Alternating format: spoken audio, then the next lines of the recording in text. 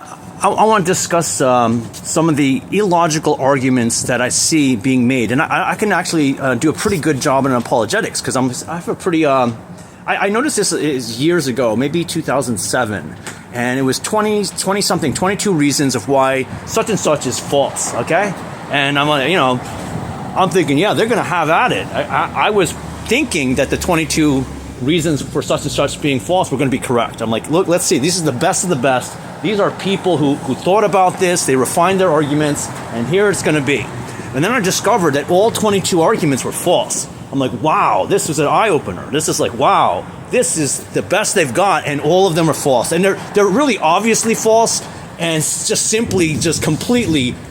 It was bad, and then you couldn't talk about it because it was going to be censored. So the censors are defending these illogical false arguments. It was very bad, and here we are today being inundated with all these false arguments. And it's interesting because here's the one they say such and such people worship Ezra the prophet, Ezra the scribe, okay, as the son of God, and go, see, there's no, this is not happening. It doesn't happen. It's not true. It's false. We falsified this book, but actually it is true. And I'm gonna explain. It's not like maybe it's true. It's simply correct. So in the book of Ezekiel, which is a contemporary of Ezra, this is Ezra's time. So we got the book of Ezekiel, and Ezekiel the prophet, he describes the problem of the apostasy, and he's talking about end times. He's giving end time prophecy about the apostates of the world.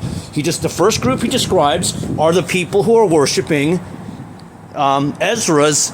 See, Ezra had a list of people coming from Babylon, okay? And he describes these people who are putting their family lines, the familiar spirits and the ancestral spirits and souls of these apostate, anti-Christian Babylonian mystics, okay? So it's the bloodlines of the female tribe lines of these people. That's what they're saying.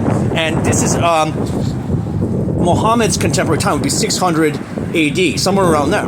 Okay, so Muhammad, during his time, the Jewish anti-Christian people were promoting this idea of the tribe of Seth, were the children of God. Okay, now this is very much the current people today who are making the same irrational, unbiblical, and vulgar arguments, but that's what Ezekiel had told in his time. Ezekiel was telling this in his time.